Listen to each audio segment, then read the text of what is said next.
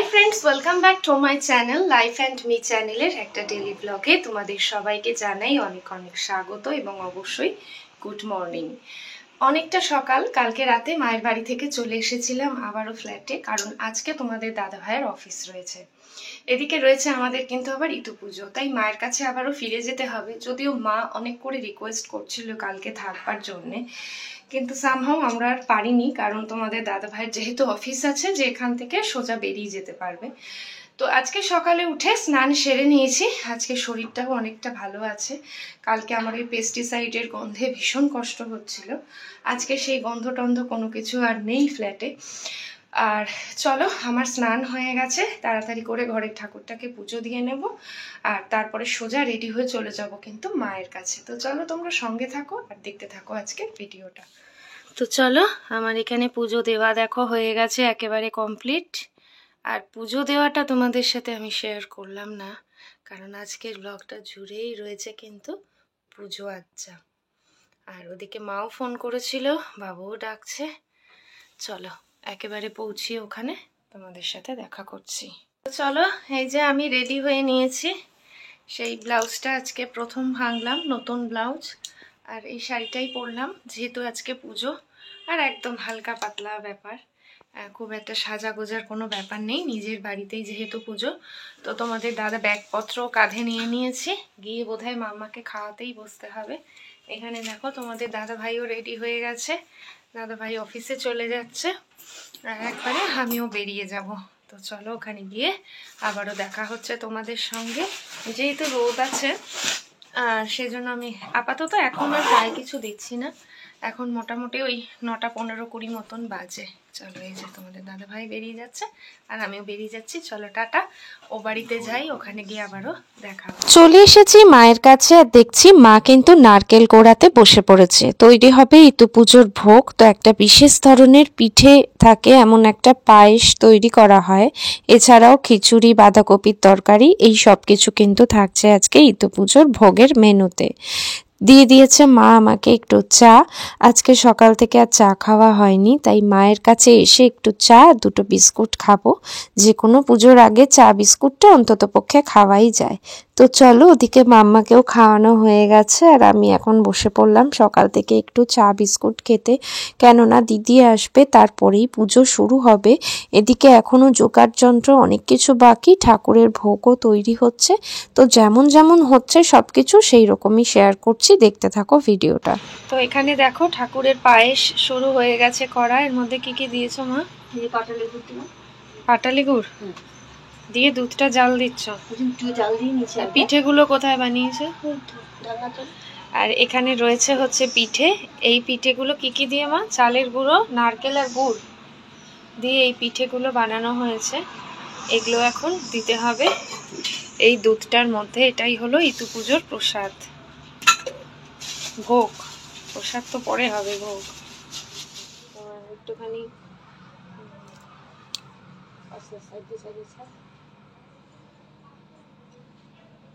কমিয়ে দিয়েছো তো? আলতো আলতো করে না তুললে না ভেঙে যাবে। এদিকে এটার মধ্যে ঢেলে রেখে দেবে, এটার মধ্যে যেটুকু ধরবে একদমই ফোটাবে না, বুঝতে পারলে? না না, তাহলে একদম সব কটা গোটা থাকবে। এবারে আর ইয়ে হবে না, আস্তে করে ছাড় হয়েছে না।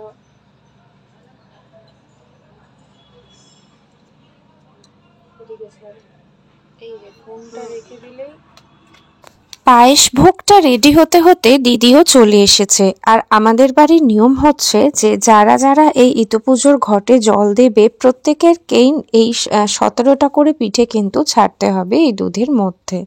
তো আমার ছাড়া হয়ে গেছে, মাম্মারও ছাড়া হয়ে গেছে। গত বছর থেকে মাম্মাকেও আমি এই পুজো কিন্তু ধরিয়ে দিয়েছি, আর এখন হচ্ছে দিদির পালা। তো চলো, দিদিও ছেড়ে দিয়েছে পিঠে এখানে, এরপরে আস্তে আস্তে দেখতে থাকো ভিডিওটা। তো চলো, দিদিও চলে এসেছে আর মা একের পর এক ভোগ রান্না করছে। আর দাদা ভাই এতক্ষণ বাদে ঘুম থেকে উঠে ব্রেকফাস্ট কমপ্লিট করলো। আর এখন যাব বাবুর সাথে একটুখানি কচু পাতা তুলতে। যদিও কালকে ইতু পুজোর গাছের ছড়া, একটু আসতে পারো যদিও ইতু পুজোর গাছের ছড়া কালকেই কিনে নিয়ে এসেছিলাম, কিন্তু একটু কচু পাতা টাতার প্রয়োজন আছে, সেগুলো তুলতে মাঠে যাবো বাবু। আমি একা একা মাঠে যাব, তারপর একটা কুকুর বাচ্চা আজকে মরে গেছে জানো, আমার কালোটা রানী কামড়ে দিয়েছে।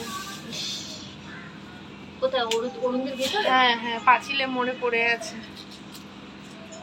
তো চলো যাবো বাবুর সাথে, বাবুরও খাওয়া হয়ে গেছে, দিদি চলে এসেছে, দিদি ওর পুচকেটাকে খাওয়াচ্ছে।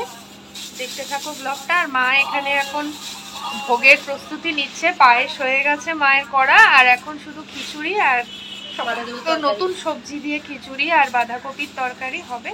সঙ্গে থাকো। প্রত্যেকটা দিন অপেক্ষা থাকে ওর, কখন আমি যাব ওর কাছে, কারণ আমার মতন করে কেউ কিন্তু ওকে আদর করে না। আর আমার কাছে আমার ছোট্ট বাবু এখনো পর্যন্ত ছোটই আছে, কারণ আমি এখনো বুঝতে পারি না ওকে যে ও কতটা বড় হয়েছে। হাতে পাই যা বড় হয়েছে তাই একটু আদর করতেই থাকি। আর এরপরে সোজা চলে গেছি কিন্তু সেই পুকুর পাড়টায়, যেটা আমাদের বাড়ির পেছনের পুকুরটাই। সেখানে এখন অনেক জনবসতি আরও গড়ে উঠেছে, তা বাদেও এখনো পুকুরও কিছু অংশ রয়েছে। তো সেখান থেকে একটুখানি ইতু পুজোতে যে গাছের ছড়া দিতে হয় সেগুলো নিয়ে আসতে আমরা কিন্তু গিয়েছি। গতকালকে বেরিয়ে ফুলের দোকান থেকে ইতু পুজোর গাছের ছড়া কিনে এনেছিলাম, কিন্তু তা বাদেও ওই ছড়ার মধ্যে সব কিছু দেওয়া থাকে না, আর ভালো কোয়ালিটিরও হয় না। তা বাদে আরও বেশ কিছু শাক পাতার প্রয়োজন হয়, আর সেই জন্যেই এই পুকুর পাড়টা থেকে দেখো আমি খুব সুন্দর করে কলমি শাক তুলে নিচ্ছি।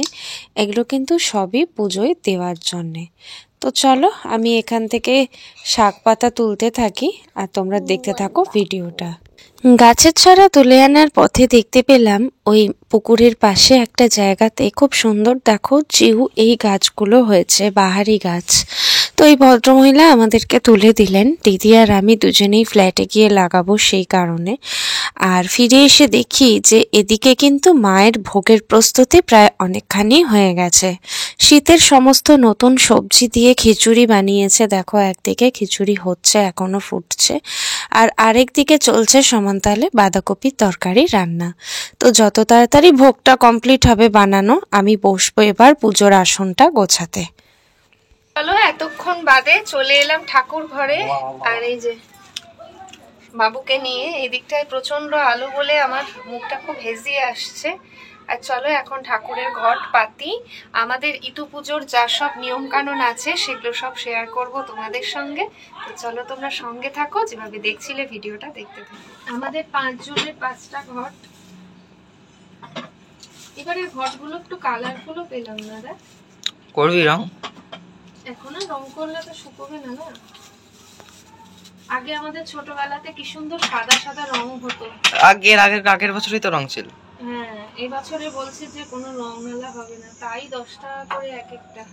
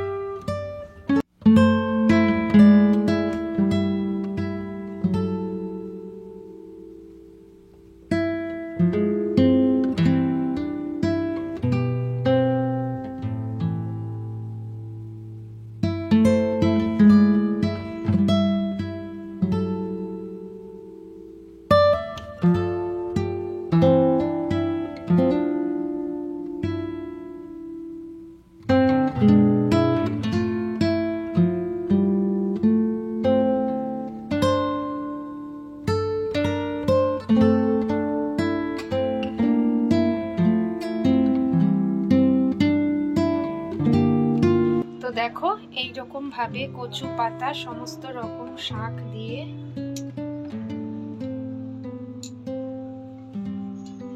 সাজাতে হয়। আর এখন এই ঘটের মধ্যে জল ঢালা হবে।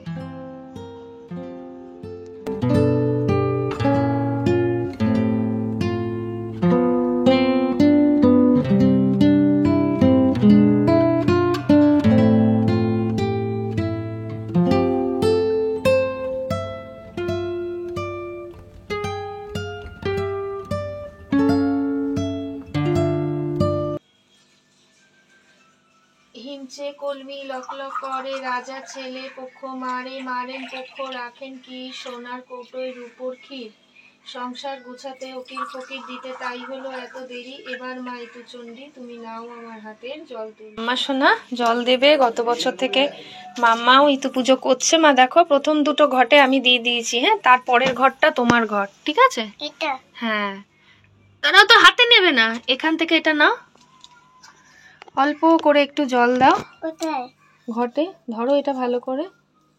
হ্যাঁ, বলো হিমচে কলমিল, বলো হিমচে কলমিল লক লক করে, রাজা ছেলে পক্ষ মারে, মারেন, ভরে গেছে এটা পুরো। রাজা ছেলে পক্ষ মারে, মারেন পক্ষ রাখেন কি, হাত জোর করে বসো, বসো, ওদিকে সরে যাও।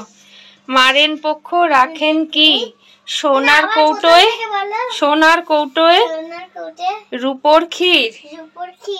পুজো পাঠ হয়ে গেছে আর ভোগ এখন প্রসাদ হয়ে গেছে। মা দিয়ে দিয়েছে খেতে খিচুড়ি, বাঁধাকপির তরকারি, পায়েস।